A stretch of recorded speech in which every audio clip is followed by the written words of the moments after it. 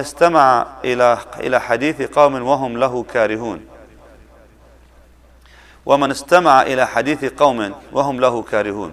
And if someone over listening, eavesdropping, over listening people while they're conversing and talking, وهم له كارهون, while they dislike him listening to them, the Prophet ﷺ said, صُبَّ فِي أُذُنَيْهِ الْآنُكُ يَوْمَ الْقِيَامَةِ, as a punishment on the day of judgment. On the day of judgment, he will have molten lead poured into his ears on the day of resurrection. A'udhu billah, how severe that is. Why is that? Because you're just sitting there listening to people who don't want you to listen to their conversation.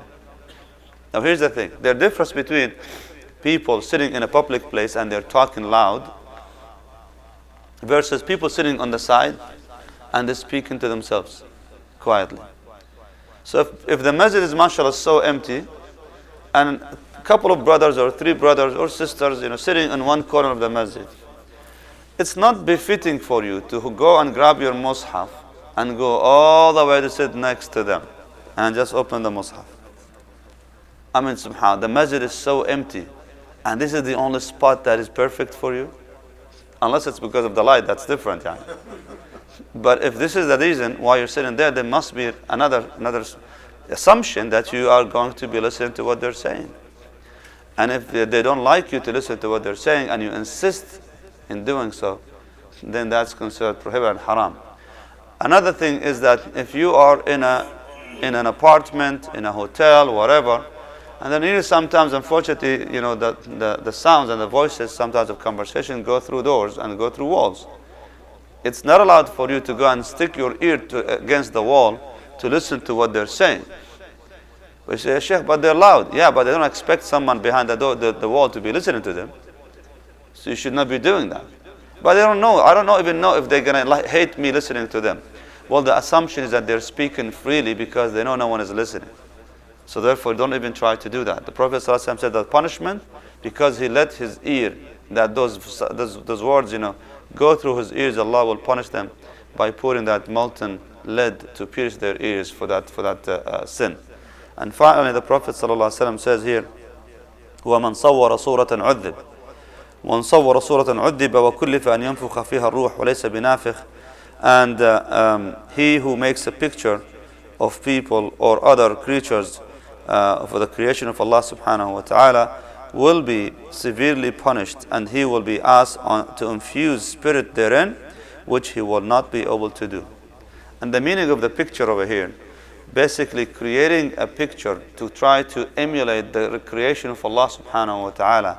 And by that, the ulama, they say, is things are done by hand. Whether you're making a drawing, trying to create a portrait of a human being, of an animal, or making a statue by that. So if this creation, if this whatever that you're making resembles the creation of Allah subhanahu wa ta'ala, humans or animals, that's not allowed. But if it doesn't, let's say you're making a dragon, for example, or you're making an image of Batman, the faces are not clear, that is different. Or even making something imaginary, such as the portrait of the sun with eyes and big smile.